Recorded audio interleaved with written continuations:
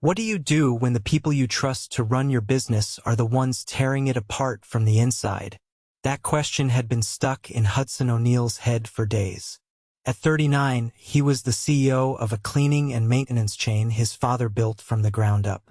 17 locations across the state, janitorial contracts with hospitals, schools, office parks. After his father passed 3 years ago, Hudson took over. He modernized the systems, expanded into 2 new cities, and thought things were running smoothly.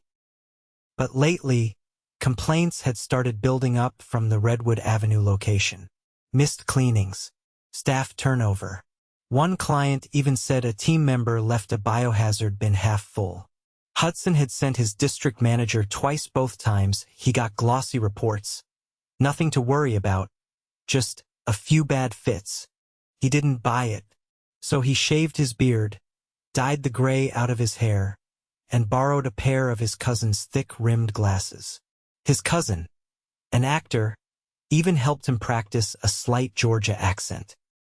No one at the Redwood location had ever seen him in person, and with over 200 employees company-wide, there was no reason they'd recognize him. He came up with a fake name, Don, and submitted a temp application through a cleaning subcontractor they used once in a while. 3 days later, he showed up at 6 a.m. sharp, work boots on, lunch packed in a paper bag. The warehouse-style office sat beside a massive hospital complex. It smelled like bleach and burnt coffee. Inside, a man in his 40s with a buzz cut and a permanent scowl greeted him. "Don, right? You're with Apex Temps." Hudson nodded. "Yes, sir. First day. Name's Rick. I'm the manager here. You ain't late, I'll give you that. Go grab your cart. You're on the West Wing with Heather and Mike." Hudson kept his head down and followed the others. Heather was maybe 25, quiet, with a soft voice and nervous hands. Mike was older, maybe mid-30s, constantly chewing gum and talking like he was bored out of his mind. They were assigned to clean the pediatric wing that morning. Floors, bathrooms, trash. Basic stuff. Hudson tried to keep a low profile, but Heather kept helping him out, telling him where supplies were, reminding him about the gloves before handling Sharp's containers. She was patient. "Thanks," he said after she helped him clear a tricky mop head jam. "This isn't my first job, but it's been a while." Heather smiled. "No worries. I've only been here 3 weeks. Still figuring it out myself." By lunch break, he was sweating through his shirt. The hospital cafeteria was packed, so they took their meals outside, behind the dumpsters. He sat with Heather and Mike. When Heather stepped away to take a call, Mike leaned toward Hudson and scoffed. "Man, she's something, huh? All sweet and helpful, like she's trying to win Employee of the Month. Give it a week. She'll be crying in the supply closet." Hudson blinked. "Why's that?" "She's soft. You can tell. Girl jumps when someone drops a mop. I give it 2 more weeks, she'll quit. They always do." Hudson didn't respond. Later that afternoon, he overheard 2 other cleaners in the break room. One was folding gloves back into a box, the other scrolling on her phone. "Did you see Heather trying to teach the new guy how to bag trash?" the phone scroller said, laughing. "Oh yeah," the glove woman replied. "She acts like she's running the place. Like, calm down, girl. You've been here 5 minutes. She's so desperate to be liked. It's pathetic." Hudson felt something twist in his chest. He returned to his shift and watched Heather work. She was careful. She double-checked every bin, made sure the floors were dry before letting patients walk, even helped a nurse clean up a spill that wasn't her responsibility. And yet, these people, her own teammates, mocked her like she was nothing. It made him sick. That night, Hudson sat in his rented car and stared at the steering wheel. He'd seen enough to know something was off. The employees didn't respect each other. Rick, the manager, didn't check in once after the morning assignment. There was no structure, no accountability. And Heather, someone trying to do things right, was being torn down for it. He wasn't sure what hurt worse. knowing this was happening, or knowing it had been happening under his name. Tomorrow he'd come back. But not just as Don. He was going to see just how deep this went. The next morning, Hudson arrived 10 minutes before call time. The sun wasn't even up, but the warehouse lights were already on. A few workers lingered by the lockers, yawning, pulling on gloves, sipping from old thermoses. No one acknowledged him. Rick was nowhere to be seen. Heather stepped in just before 6, clutching a warm drink in a paper sleeve. Her eyes looked heavier than yesterday, lips pressed into a line. She didn't say much, just nodded at Hudson and rolled her cart toward the back exit. He followed without a word. Today they were assigned to the surgical recovery floor. It was quieter, more sterile, and supervisors from the hospital itself were stricter. Every room had to be logged, every surface wiped down twice. The work was tedious, but Heather didn't cut corners. Hudson waited until they were alone in a patient prep bay before speaking. "You always this thorough?" Heather glanced up from the four-stand she was wiping. "It's a hospital. Can't afford to half-do it." He kept wiping the bed rails. "Not everyone seems to think like that."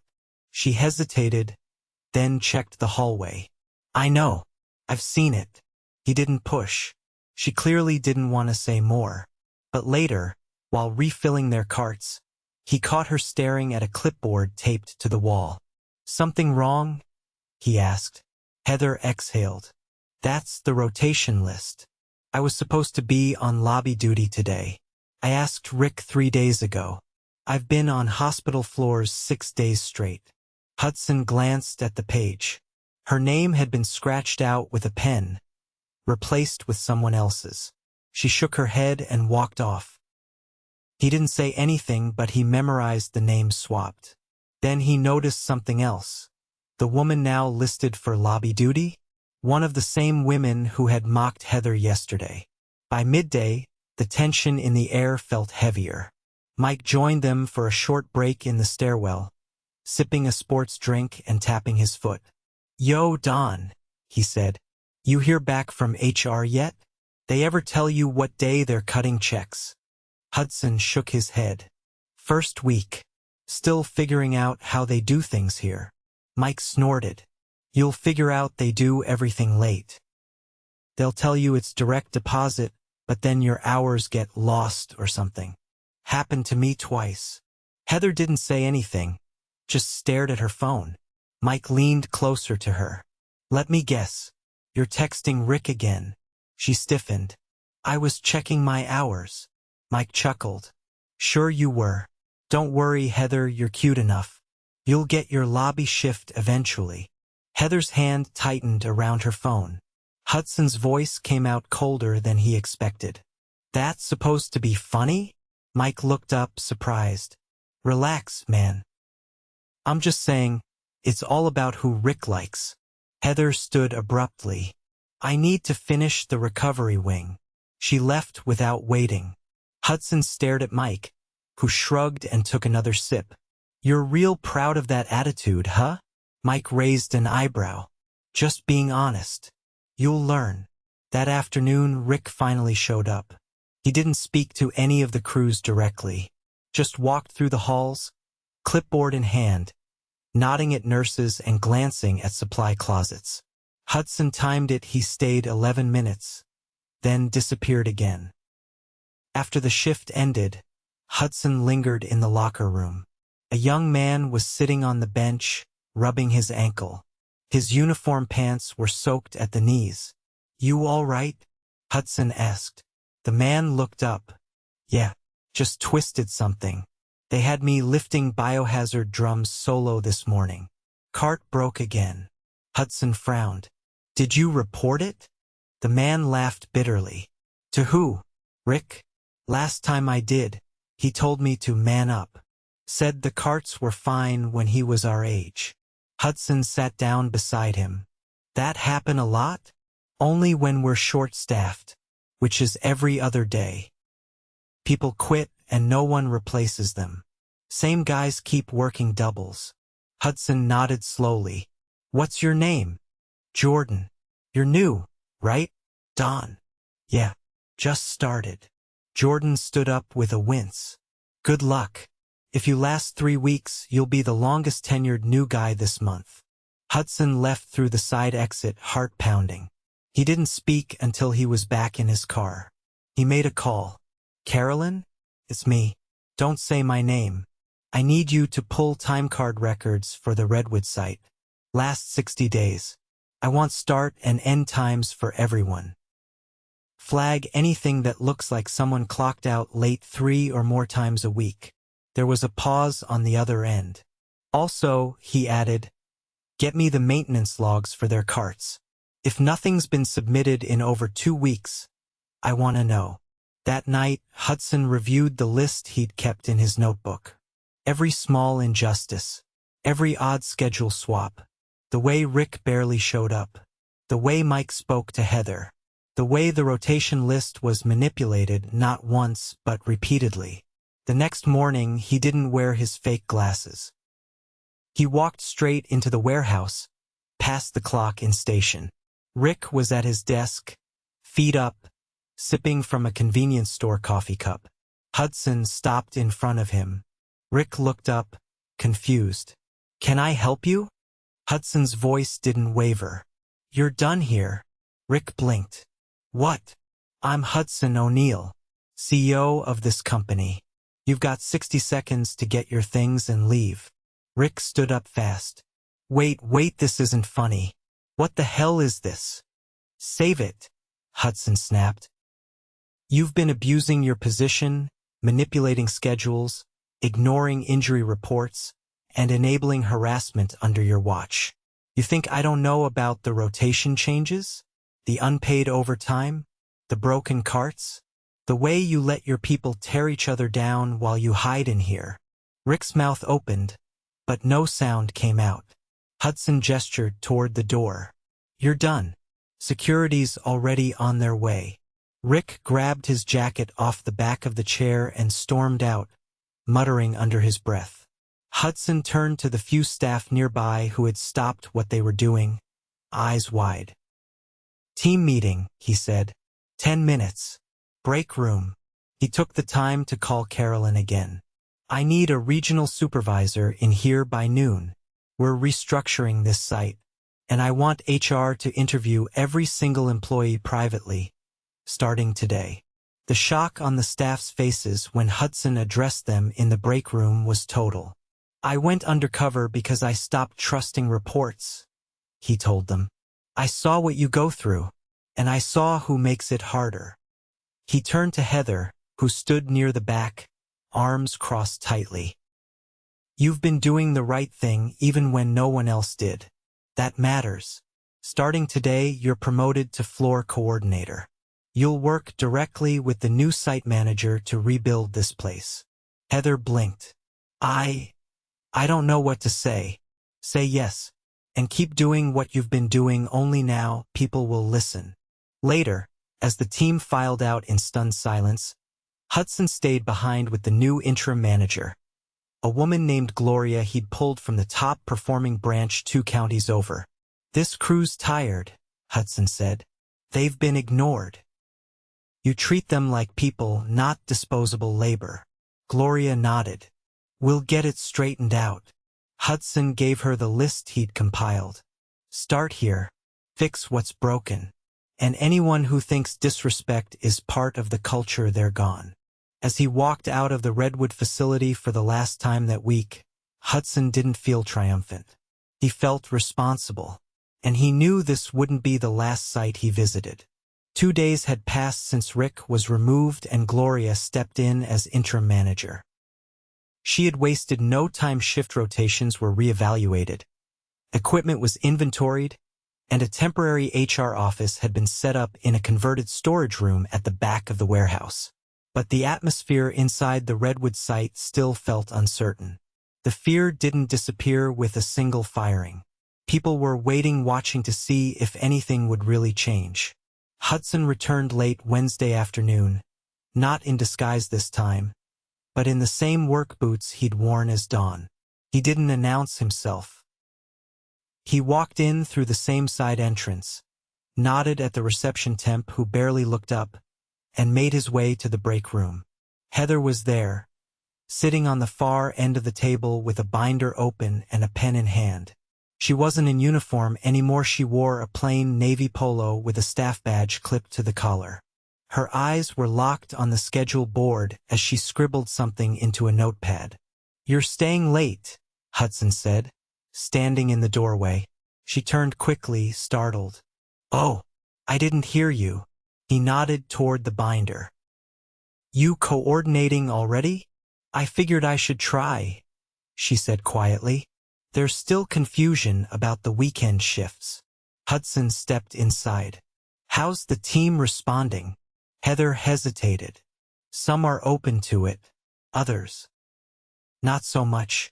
I heard 2 workers muttering about me in the locker room earlier. Something about how I snitched my way into the office. I didn't say anything, just left before they noticed me." Hudson leaned against the counter. "We'll make it clear that this promotion wasn't about retaliation. You earned it because you actually give a damn." She looked down. "I didn't think anyone noticed that." He gestured to the schedule. "Anyone giving you a hard time directly?" "No one said anything to my face, but I can feel it. Every time I speak, it's like they're waiting for me to mess up." "They'll get over it," Hudson said. "Or they won't. Either way, you're not going anywhere. And if anyone crosses the line, you come straight to me." Heather nodded slowly. Then she closed the binder and stood up. "Can I ask you something?" "Sure. Why did you come here yourself? You could have just sent someone from corporate." Hudson exhaled. "Because when I started getting reports about this place, none of them added up. I needed to see it. Not in a report. Not through someone else's version of it. My father built this company with his own hands, and I realized I was running it from a distance that he never would have tolerated." Heather studied him for a moment, then picked up her things. "Well, you picked a hell of a location to drop into." "I know," Hudson said quietly. As she left, Gloria entered through the rear hallway. Her clipboard was tucked under one arm, and she looked like she hadn't sat down all day. "I just finished interviews with the night crew," she said. "It's not good." "How bad?" "We've got 3 employees clocking 10-hour shifts without breaks, 2 carts with faulty wheels that haven't been fixed in over a month, and at least 4 workers who say they've been passed over for lighter assignments despite having medical notes." Hudson frowned. "Why wasn't that flagged earlier?" "Rick didn't file anything," she said. "One guy's note was in the bottom of a desk drawer, still sealed in the envelope." Hudson ran a hand through his hair. "Names? I've already pulled them. One of the guys, Carlos Rivas, has been cleaning the ICU floor solo for a week. No backup, no assistant, just him. He's got arthritis in both knees." "Why didn't he speak up?" "He said he did," Gloria said. 3 times. Rick told him his knees weren't his problem. Hudson's jaw tensed. "Where is he now?" "Still on shift. ICU. Room 38. Hudson didn't wait. He crossed the warehouse, past the still-dented mop sink near the back, and pushed out into the corridor that led to the hospital wing. The badge on his chest got him past the security door, and a nurse gestured toward the far hallway. He found Carlos kneeling beside a biohazard bin, struggling to lift a red-lid container into the disposal chute. His movements were stiff, deliberate, painful. Every time he shifted his weight, his face tightened. "Carlos," Hudson said. The man looked up, startled. He was in his late 50s, salt and pepper hair pulled tight beneath a cap, eyes rimmed with sweat. "Yeah." Hudson crossed the room. "I'm Hudson O'Neal." Carlos blinked. "The CEO? I heard about your situation. Why didn't you contact corporate?" Carlos straightened slowly, using the edge of the bin to brace himself. "I did. Once. About a year ago. I filled out the complaint form, Mailed it in. Never heard back. Hudson's voice dropped. You mailed it. Didn't have a company email. Rick said paper complaints were the way to go. Hudson's chest tightened. You're not working this floor alone anymore. Starting now, you're on modified duty. I'll have Gloria meet you in 10 minutes with new assignments. And I want a full scan of any complaint you've ever filed. We'll track it. Carlos looked stunned. You don't have to. Yes, I do, Hudson said. You've been carrying this place while being ignored. That ends now. Carlos nodded slowly. His shoulders sagged not in defeat, but in release. He hadn't expected anyone to listen. Back in the warehouse, Gloria had already pulled 2 junior cleaners off light-duty weekend prep and reassigned them to ICU support. Heather was reviewing their routes, making sure nothing overlapped. Hudson gathered them all in the Central Corridor 6 employees, plus Gloria and Heather. I need everyone to hear this, he said. This site hasn't been operating like a business. It's been running like a survival test. That ends today. One of the younger workers, Jalen, shifted awkwardly. So, what happens to the rest of us? Hudson looked at him. You do your jobs. You treat each other with respect. And if you see something wrong, you speak up. Anyone who doesn't follow that, they're gone. Jalen nodded. Hudson turned to Gloria. We're doing a full equipment overhaul. Anything broken gets replaced within 48 hours. And I want a new reporting system, digital, anonymous, and accessible. Heather stepped forward. I've already started drafting a feedback form. I can link it to the new clock-in system. Good, Hudson said. We're not waiting for complaints anymore. We're asking for them. The group broke, each person heading back to their tasks. Hudson stayed behind with Gloria and watched them disperse. You think it'll stick? She asked. It has to, Hudson said. We're not patching holes. We're rebuilding the foundation. That evening, as the last shift checked out, Hudson stood by the exit door and thanked each person by name. Not in a ceremonious way, just a quiet nod. A sincere word. Some looked confused. Others nodded back, uncertainly. And then one woman middle-aged, with a tired face and calloused hands, paused as she passed him. You're the first one from corporate I've ever seen in person, she said. Hudson nodded. I won't be the last. She smiled faintly. Then she walked out into the fading light. Hudson stayed there until the building was quiet again. The air still thick with pine-scented disinfectant and the low hum of vending machines. The Redwood location wasn't fixed. Not yet, but for the first time it wasn't hiding anything. 2 weeks later, the Redwood Avenue branch no longer resembled the place Hudson had first walked into disguised as Dawn. But it still wasn't running smoothly. That was the hard truth. The rot hadn't been surface level, it had sunk deep into the culture. Layers of neglect, favoritism, and silent resentment didn't vanish just because someone got fired. Gloria had worked 12 days straight. Her voice was hoarse when Hudson met her outside the warehouse before the first shift. She held out a clipboard filled with notes written in different pens, some in rushed handwriting, others clearly added during late-night hours. I've got supervisors from 2 other branches coming in this weekend to help us stabilize staffing, she said. We're still short on floaters, and the ICU wing needs more than just 2 people on rotation. Hudson nodded. What about Heather? She's holding it together, but she's absorbing too much. People still go to her with every problem because they're used to not trusting management. She's not saying it, but I can tell she's burning out. Heather arrived 10 minutes later, wearing the same navy polo but with her sleeves pushed up and a clipboard tucked under one arm. She didn't slow as she approached. Room assignment on the 3rd floor is off again, she said. Carlos was scheduled back-to-back with a double mop zone. I just caught it before he went up. Gloria took the clipboard from her. I'll fix it. He needs coverage. We can't keep asking him to do high floor turns with stairs. There's no elevator access on the south wing. Hudson stepped in. How many people do you have trained for that wing? Just one. And she called out today. He thought for a moment. All right, I'll take the shift. Heather blinked. You? I still remember how to strip a floor, he said. And I'm not above a mop. Gloria didn't argue. By midday, Hudson had stripped and waxed 2 recovery hallways and emptied 9 bins. His shirt was soaked through, and his lower back throbbed from bending in ways he hadn't in years. But the work wasn't what got to him, it was the silence.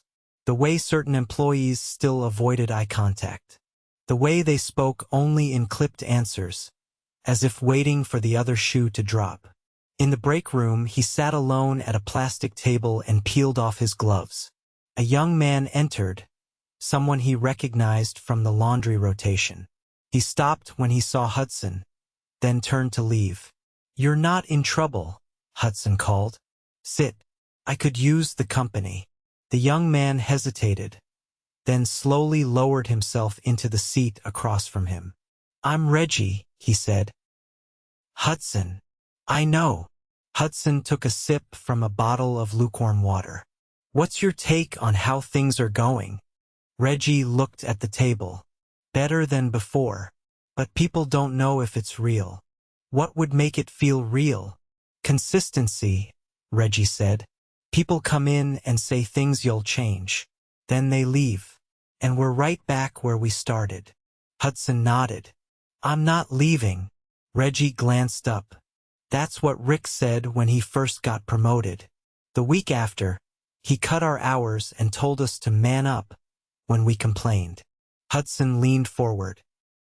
If I told you I'm not Rick, that'd just be words. So how about this? Give me one thing that needs to change. Just one. And I'll fix it by tomorrow. Reggie didn't hesitate. New gloves. The ones we've got tear if you pull too hard. I've cut my hand twice in the last month. Hudson stood. Done. He walked straight to Gloria and handed her his badge. Order 200 pairs of reinforced nitrile gloves. Black, medium and large. Overnight if you have to. We'll absorb the cost. Gloria didn't ask questions. She just nodded. The next morning, the gloves were waiting on the supply rack in sealed boxes. Reggie didn't say anything when he picked up a pair, but he didn't look down anymore when he passed Hudson in the hallway. It was a start.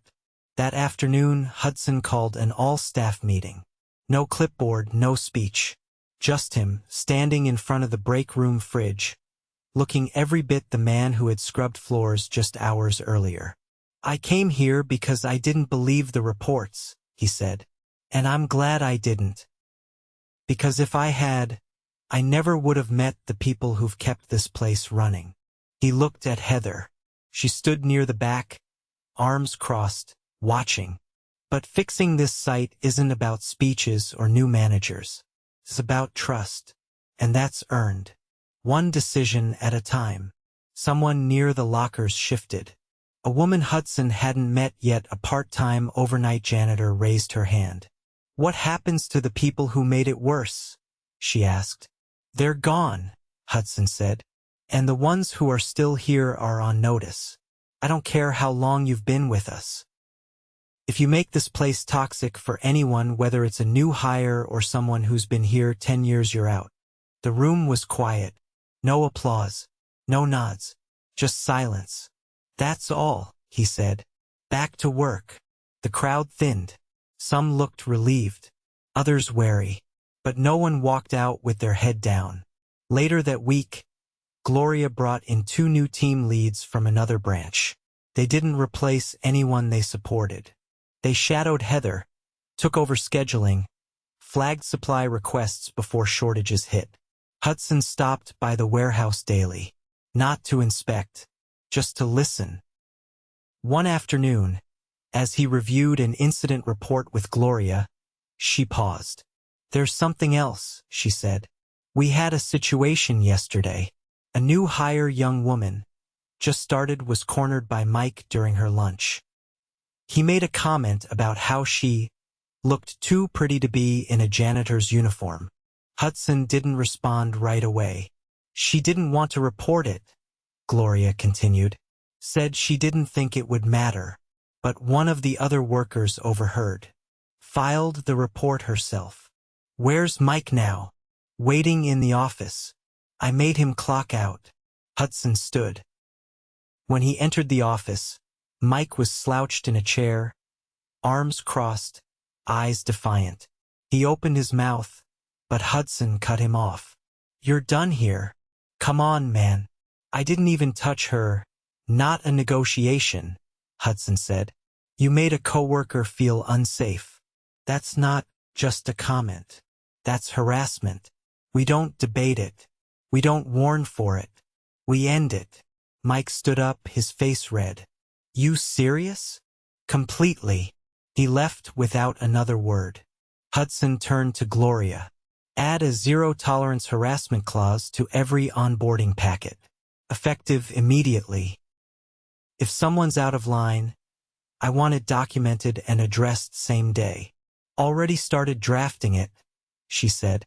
That night, Hudson stayed late. Not because he had to, but because he wanted to see how the evening crew operated.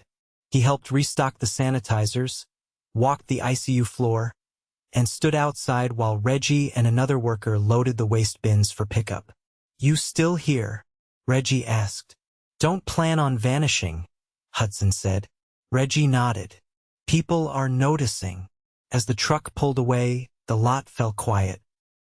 The building behind them buzzed with low fluorescent light, but for the first time, it didn't feel heavy.